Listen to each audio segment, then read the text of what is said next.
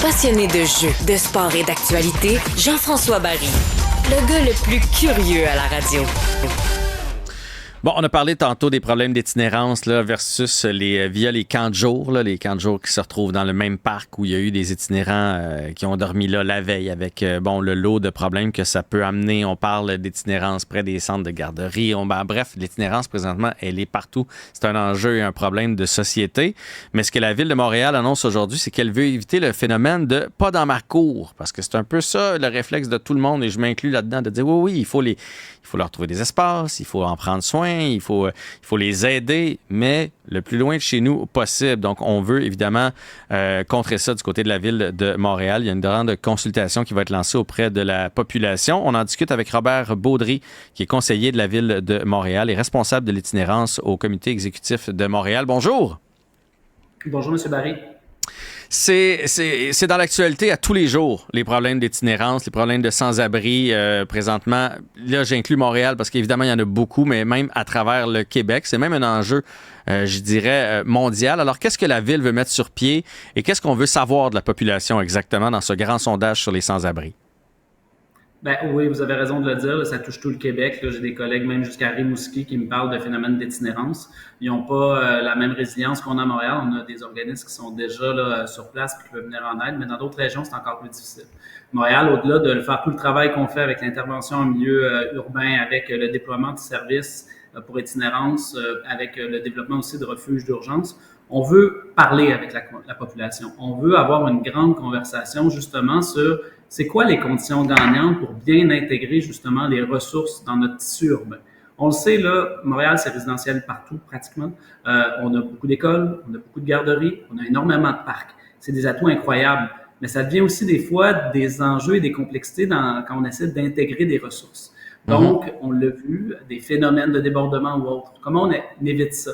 On veut pouvoir discuter avec la population, entendre les organismes, les experts et pouvoir se donner des balises avec nos partenaires du milieu de la santé, du gouvernement du Québec, pour une intégration plus harmonieuse de ces ressources-là, parce qu'il va en falloir plus. Force est de constater que le phénomène est en croissance. Mais avez-vous l'impression qu'on va trouver des solutions là-dedans? Parce que les organismes vont vous dire une chose, eux autres, ils veulent être un peu partout. La population va vous dire autre chose. On n'en veut pas près des écoles, on n'en veut pas près... avez-vous vraiment l'impression qu'on va arriver à un consensus dans cette histoire-là? Au-delà d'arriver à un consensus, je pense qu'on va démêler pas mal d'affaires. Parce que pour l'instant, on mixe un peu tout. Les services pour les personnes toxicomanes, l'hébergement d'urgence pour la première ligne pour les gens qui ont des enjeux de santé mentale, l'hébergement transitoire, par exemple, pour des personnes qui sont prêtes au logement, ceux qui sont victimes d'éviction qu'on va héberger.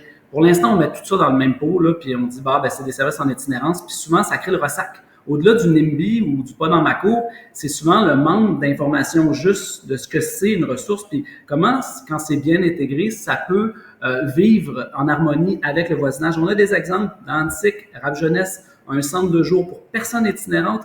Il y a un CPE qui est intégré au centre, qui est juste à côté. Ça fonctionne bien, il n'y a pas de débordement. Pourquoi? Bien, on veut les entendre. Puis on veut aussi faire la promotion à travers ça de ce type de service-là, voir comment on est capable aussi de venir affiner notre processus. Quand on fait l'acquisition de bâtiments, par exemple, on parle de Sainte-Bibiane, on parle de Bois-de-Boulogne dans Antique, comment on est capable d'arriver au bon moment, pas trop en amont, parce que les gens, quand on n'a pas toutes les réponses, pensent qu'on cache des choses, pas trop non plus en retard, parce qu'ils disent on est devant le fait accompli. Donc, comment on fait intégrer ces bonnes pratiques-là dans un processus continu?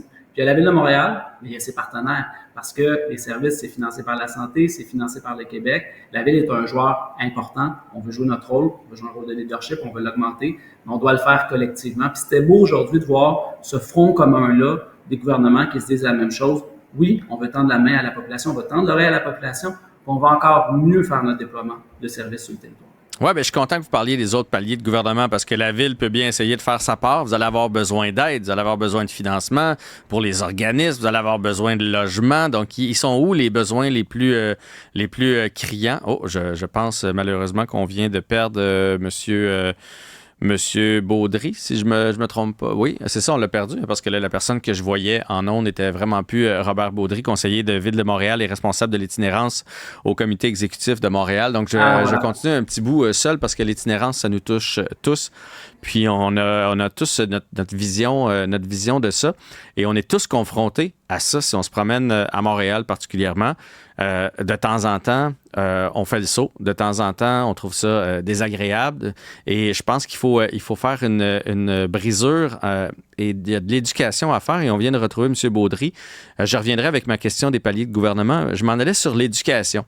Parce que ce que je réalise, puis j'ai réalisé ça lors de mes vacances, on est allé au Maroc, puis on est allé visiter un village nomade. Puis je me suis rendu compte que des nomades, c'est proche d'être des itinérants, itinérantes. Ils ont choisi de vivre en marge de la société et eux autres là-bas les acceptent comme ça.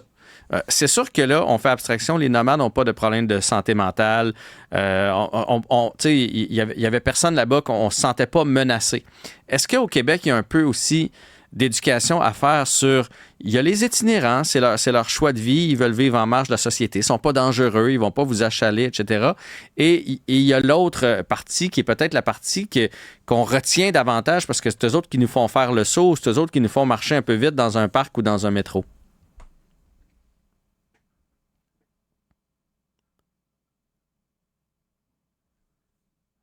Monsieur Baudry, je vous arrête 2 secondes. On n'a pas votre son. Est-ce que votre son est bien allumé? Parlez-moi donc. Parfait, c'est revenu. C'était de notre côté, notre faute. Il n'y a pas de souci.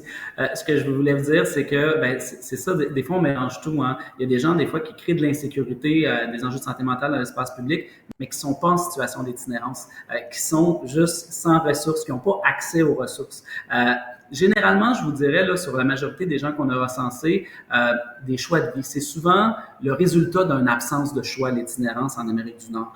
Parce que si les gens pouvaient avoir accès à un logement avec leur capacité de payer, s'ils avaient accès aux soins de santé ou aux services de façon plus adéquate, plus rapide, d'où l'importance de faire la connexion avec les réseaux de santé, on aurait pas mal moins de monde en situation d'itinérance dans l'espace public. Et oui, développer du type d'habitation alternatif, il faut le faire. On y réfléchit avec nos partenaires. On a monté un comité ad hoc avec le réseau de la santé justement pour réfléchir à comment on répond à l'enjeu, par exemple, des campements. Les gens qui n'ont pas accès aux services d'urgence ou qu'on n'arrive pas à capter dans l'espace public, qui dorment devant les entrées de commerce ou autres. Est-ce qu'il y a des modèles alternatifs de logement qu'on pourrait développer? On est là-dessus, mais vous avez dit, seules les villes ne peuvent pas répondre à tout. Par contre, on est sur le terrain, on a les yeux et les oreilles avec nos partenaires du milieu communautaire. Donc, on a un rôle clé à jouer, c'est ce qu'on veut faire, entre autres, avec cette grande conversation.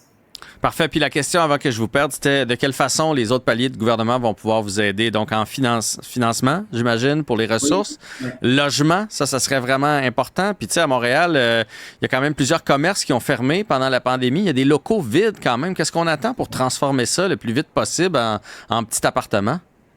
En fait, là, je mets mon chapeau de responsable de l'urbanisme. La réglementation le permet. Après, c'est des questions de coût de transformation, parce qu'un appartement versus des bureaux, c'est pas les mêmes fenêtres, c'est pas les mêmes sorties, c'est pas les mêmes entrées. Mais il y a des projets qui sont déjà en route dans Ville-Marie de conversion, puis on regarde ça pour les bâtiments. Ensuite, pour la part du gouvernement du Québec, vous avez raison. Le logement, c'est vraiment ce qui est important. Un toit sur la tête, du soutien communautaire, mais aussi un accès plus facile au réseau de la santé. Ça, c'est des rôles sur lesquels le gouvernement du Québec, ou même le fédéral en termes de logement, peuvent vraiment jouer un rôle qui est fondamental pour sortir des gens de l'espace public.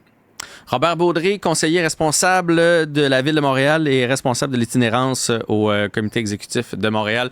Merci pour le temps. Je sais que vous aviez un horaire chargé aujourd'hui et bonne chance avec votre sondage sur la situation des sans-abri à travers Montréal, mais on va sûrement en apprendre aussi pour aider le Québec. Bonne journée à vous.